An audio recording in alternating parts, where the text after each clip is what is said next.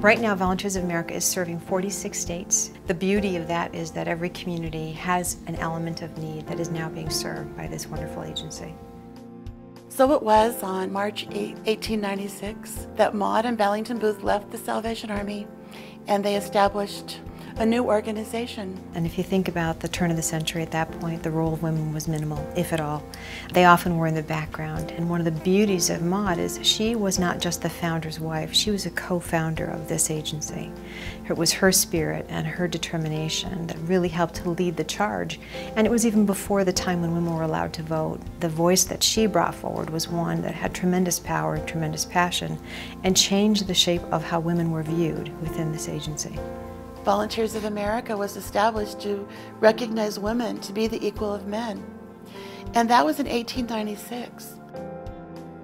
She was invited in by the warden of the prison in Sing Sing, and the only woman ever to be invited in. Her addressing the inmates was so powerful that the literature captured it in that she had hardened criminals, grown men brought to tears just through her words. We're still doing a lot of prison work today.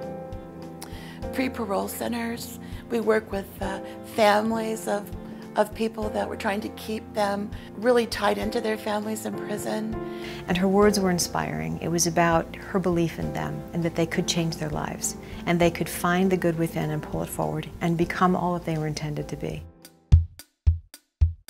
Our front line across the nation, these are the folks that will go to wherever it's needed, care, service, and they will be the first to step forward. By teaching somebody to fish for a lifetime, you've created for them an opportunity to be self-sufficient, and that's the goal. When I first saw their mission statement, that was something I wanted to be a part of. Thinking differently.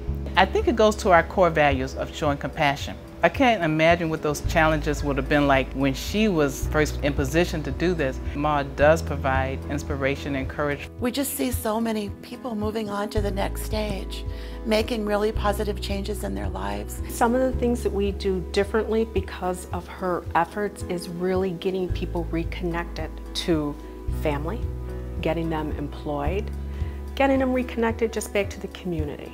I think that Ma saw was that people have value. They're not trash. They're people that have struggles. Now, what do we do as a society? Our Children's Center is extremely important to the city of Rochester as a whole. Our center is very much like a school. We try to approach the way that we provide care in an educational setting. I think it's important for people to understand who Maud was, people who have made huge sacrifices for the benefits of others. Those are the people who we really need to have our children know about. I say it all the time, I'm the luckiest CEO in Rochester. I have incredible staff. You will never find work that's this rewarding. Volunteers of America over the years has shown a lot of entrepreneurial initiative. Things like thrift stores in this time of economic need in the country. That's one thing that fulfills me in this job, especially with the Working Wardrobe. We try to help them get back into society. You want to learn, being on time, getting up in the morning, do your resume, conflict resolution. You always don't have to quit a job. Also, what I do is dress them to make sure that they're dressed to impress. I have so many people that come through, and when they change their clothes, it's like their whole life changes. So many elements of the Volunteers of America that you can work in that your fulfillment could come, if you really want to help. Before Maud, I think volunteerism really had to be a lifelong decision versus finding a way to weave that into your life. And today, what we have is the ability to have folks give as little or as much as they can. Time, treasure, and talent are all welcome. In a book, Look Up and Hope, which was about Maud's life, Maud used the analogy of a water lily and compared that to the individuals we serve. And if you think about a murky pond, deep below that surface is this beautiful bulb that's waiting to emerge. And it needs a strong light to get to the surface. What Maud's asked us to do is to be that light, draw the beauty to the surface, and help it to just become all it can be. This purse is a great way to help Maud's story get out there. This gives us an opportunity to talk about Maud Booth and why we should remember her today.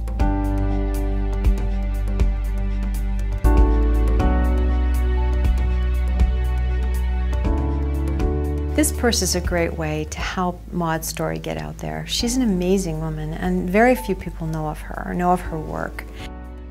The whole approach to surrounding somebody and the supports they need is about mind, spirit, and body. It's not just body. To her, looking up, turning your eyes upward was a way to help pull yourself out of the depths of despair.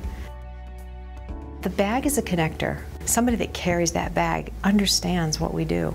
Your purse becomes part of your person. It's a great way to have who you are outwardly demonstrated to the world. So your purse kind of becomes a little bit of a calling card as to what you stand for. It's a wonderful opportunity too to share with daughters and nieces. The beauty of knowing how women have changed history is a very powerful part of our future, and helping our daughters to understand just how many women changed the course of where we are today. This bag is one way to just help share that. Every woman's a leader in her own right, whether it's an example to their children or to your community or your church or your position. This purse helps that message to just be reinforced. The contribution through their purchase is part of it, but it's the awareness. It's the ability to tell the person who's complimenting your bag just who is behind the inspiration of this purse. Maud is my hero. I think of her often. I think of her whenever we're faced with challenges from a funding perspective. It's a commitment, it's a promise to our city. And she did it with minimal means and made incredible things happen. And that's our promise. And we look to her often for that inspiration. It's alive and well today. On every woman's arm, they now become an ambassador of VOA. The beauty of this bag will capture your eye, but the power of our work will capture your heart.